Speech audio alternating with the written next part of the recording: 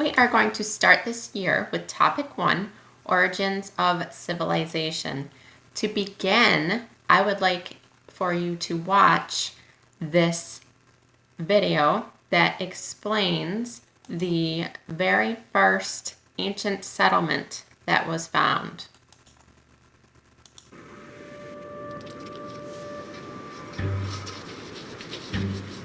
What I really love about the past is thinking about the human experience in the past. I think one of the most powerful things about archaeology is that it gives us insight into ways of life that work well for people, but that don't happen to exist at present. It is fundamentally about who we are as human beings. I'm Catherine Twiss. I'm an archaeologist and an associate professor at Stony Brook University on Long Island. I specialize in Southwest Asia. So right now I work in Çatalhöyük, Turkey, on the Asian side. So I work in prehistory, specifically from, let's say, about 5,000 years ago to more like 10,000 years ago, normally. Key features of the Neolithic of Southwest Asia. Compared to earlier periods, you get a population boom. You get people who are relying on plants and animals that they produce themselves. They're still often hunting and gathering quite a lot, but they're relying on domesticates. They're building houses that are sometimes quite elaborate. And at Çatalhöyük, they're 2 stories, and they've got plastered walls, and you get wall paintings. You get elaborate art and other forms of symbolism. I specialize in animal bones, which means that at Çatalhöyük, what I do is I actually am not one of the people who digs on a regular basis. I'm down in the lab looking at the animal remains that come out of the ground. And what I do is I figure out what kind of animals are present, what body parts of those different animals are present, what people might have done to them. These are modern bones. They're not the bones from Çatalhöyük. Çatalhöyük animal bones stay in Turkey. So we have modern comparative specimens in Turkey that we use. So we do the exact same thing there. We have a lab set up with sheep bones, goat bones, cattle bones, donkey bones, etc., that we use to study the materials in the field. So the first thing you want to do for bone analysis is figure out which bone or tooth it is. And the great thing for this is that mammals generally have the same bones in their bodies. We all have humeri, which are the bones of the upper arm. We have a radius and an ulna, which are the bones in our lower arm. So to some extent, you're a walking cheat sheet, right? So I have this lovely bone fragment here.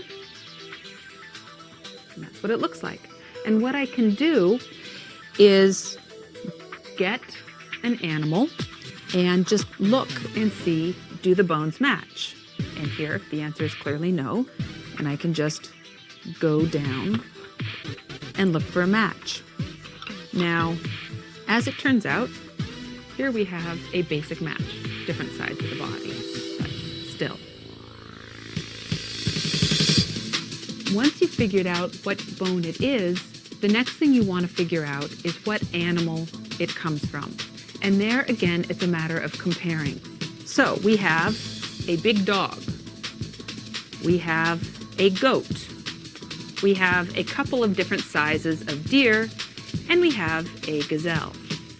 So you can see really clearly, dog, this is not, right? It's a different shape. This is a reasonably good match, but it's not perfect. But this one, that's a pretty good match.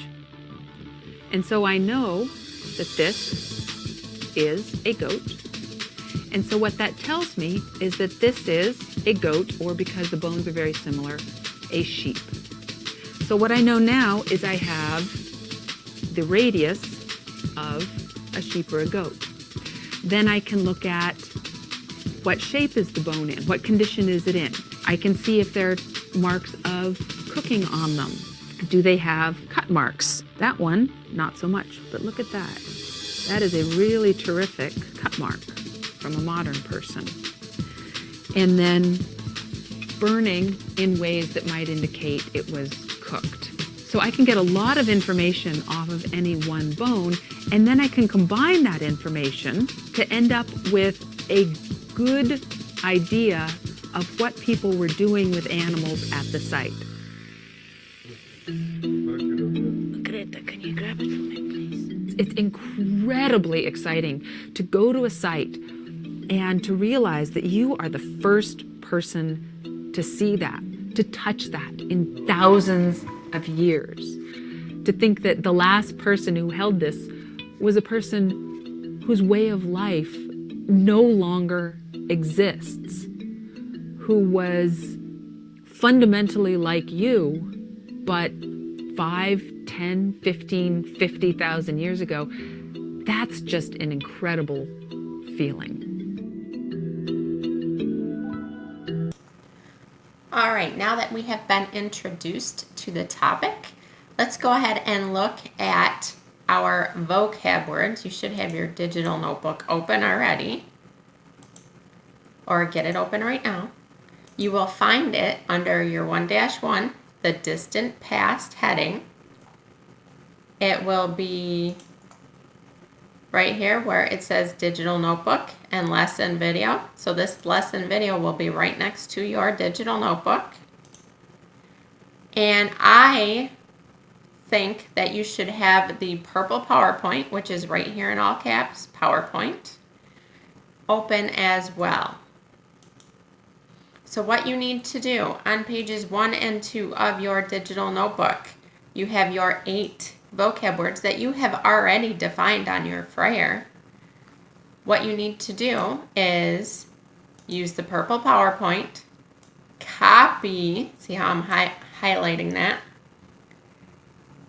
Copy is, you can either right click and click copy, or it is Control C. So hold down the Control button on your Chromebook and the C button.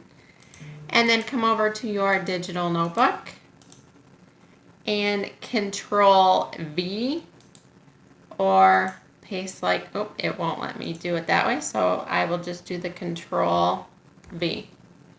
See how I just copied and pasted the definition from my purple PowerPoint. The next word, archaeologist, do the same thing.